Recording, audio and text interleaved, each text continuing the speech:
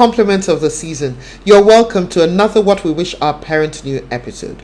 Before we get into it, I have a confession to make. This recording is being done in the night. The lighting was set up by me, so if it looks awkward, please just bear with me. If I didn't do this at this time, we wouldn't have had an episode this week, and we really don't want that to happen, do we? So it's that time of the year again, and the way you can tell is not just by the decor and the street lights and the hampers that are exchanging hands, but by the concerts and the events and the parties that are lined up. It's almost as if there's a war. Our teenagers are getting ready to come home on holidays, and a lot of them have big plans for the concerts. And some parents are already beginning to dread their coming home because they remember this is that time when they are either roaming the streets at odd hours of the night, or they're having quarrels over, I want to attend a concert you cannot attend, who's having the party, and there's so much holidays that should be fun turns to a battleground.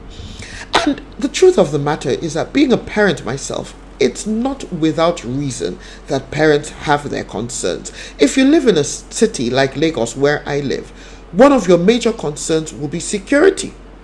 But you know what? Let me say that for those parents who, for whatever personal reasons, do not believe in their children attending parties or events or those concerts, no pressure.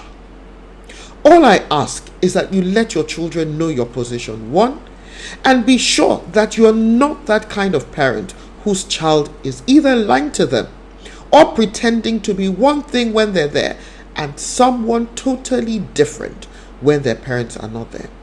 Now, for the parents who wouldn't mind but have their concerns, let's talk about what those concerns are and how we can mitigate some of the risk. Like I said, one big issue would be security. The streets can look pretty dangerous at night. How do we ensure that our children are safe? One, is it a place you can go with them? Two, who's organizing the event? Three, are there age restrictions? Four, what kind of crowd would it be? Five, where is the location? Who are the organizers? Do they have adequate security in place? Is there a trusted adult that will be going with them? These are some of the ways you can mitigate the risks as far as security is concerned. Another major issue would be the kind of things that take place at some of those events. Alcohol, drugs, weed, and all that. Talk to your child about those things. You get to a party and people are smoking weed. What do you do? Does your child know what to do? Have you talked to your child about saying no? Or there's alcohol. Or for those who have older children, emerging adults, maybe 18, 25, they already drive and all that. Have you spoken to them about driving under the influence? Thankfully, you have the Ubers and the Taxifys, so they can actually get into some of those vehicles. If you have a driver, do you have a driver that can pick them up? Let me share with you some of the things I used to do when my children were teenagers and they wanted to go for some of those functions. I'd take them myself. Or get a family friend whose children want to attend to go with them or to take them there and pick them up.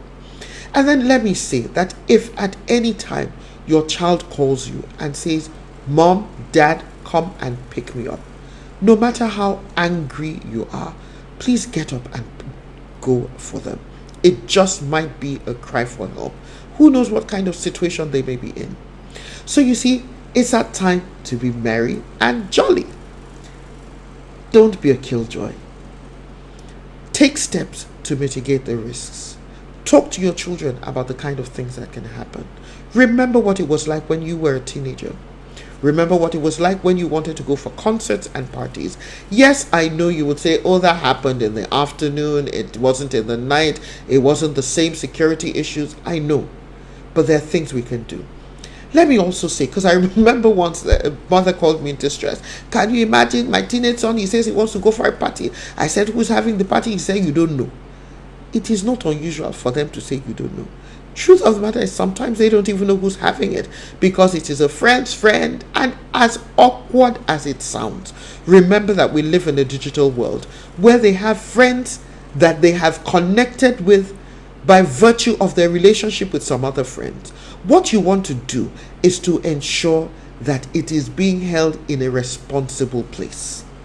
A place where there's supervising adults, where there's adequate security, and where you're sure that at least there's someone responsible enough to make sure that nothing untoward is happening. Until we come your way next time, which probably might be early in the new year, do have yourself a wonderful holiday and keep reinforcing values as you parent in this digital age.